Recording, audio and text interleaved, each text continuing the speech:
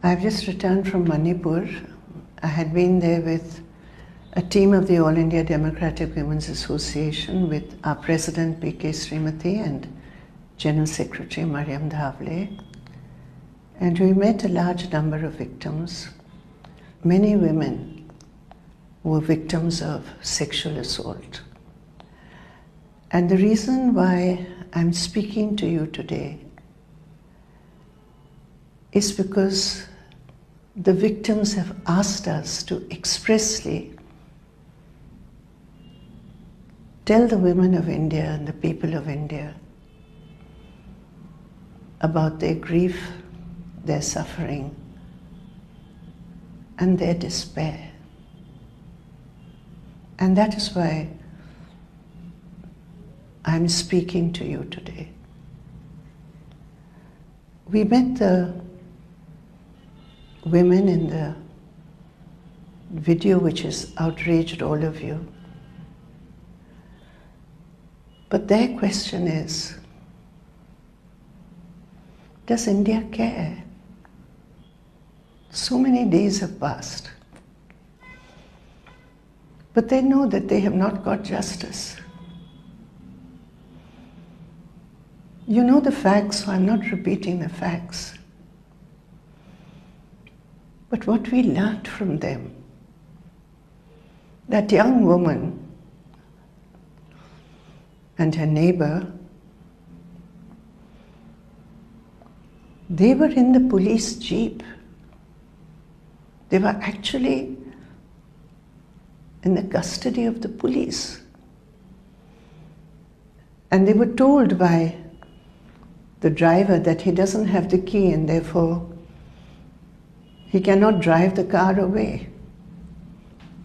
And they were literally handed over to the mob. And that young woman, her brother, a young boy, he was in a hostel earlier. He was just 17, I think, 16 or 17 years old. He clung to his sister, tried to protect her. And they snatched him away from her. She was stripped, she was paraded, and before her eyes, they killed her brother. They killed her father. She saw it happening. And then, as you know, she was dragged away and gang raped. And then when ultimately she got to safety, she wants you all to know she couldn't speak about what happened to her for days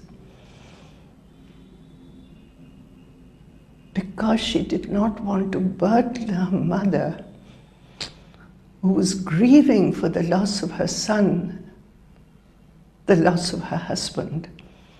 And therefore, for days,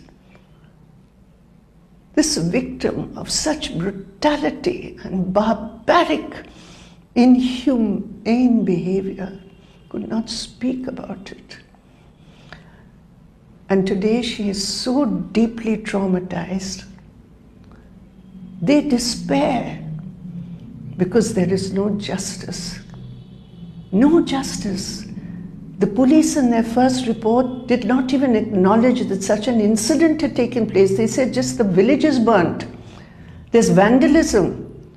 They did not even mention it. The older woman who had been stripped, she said, what we faced, we faced. But where is the justice? And if we don't speak out today, who will?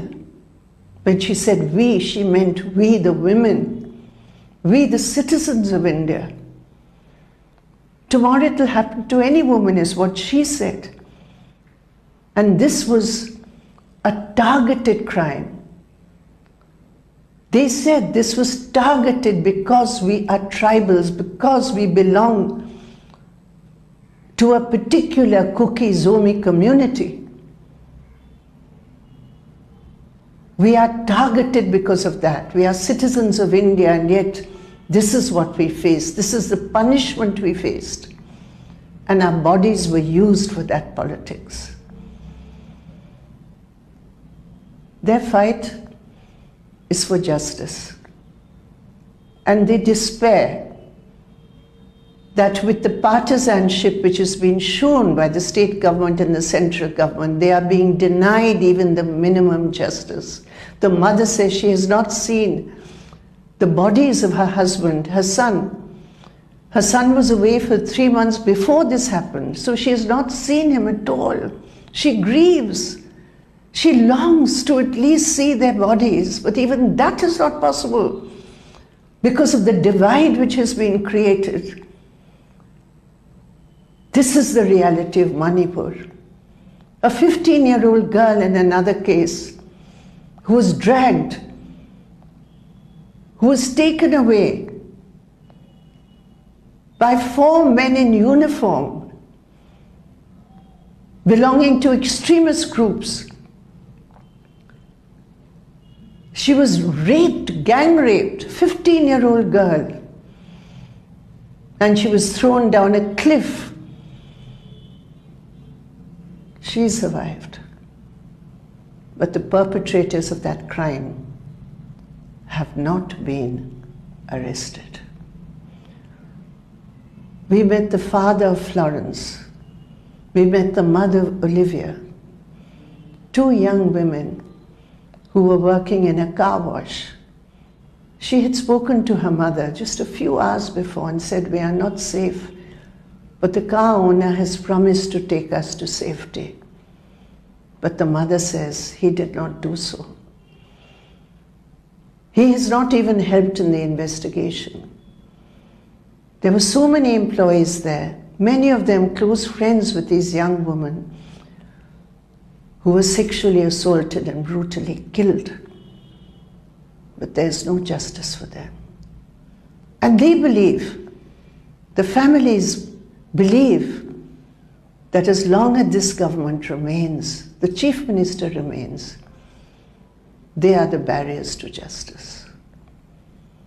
They wanted me to speak to you, not on their behalf, because when they can speak, they will. There's no internet now in Manipur. They can't convey all this to you. They are being supported by women's organizations in Manipur, and I salute those organizations. And I appeal to all of you to even more strongly raise your voice for justice.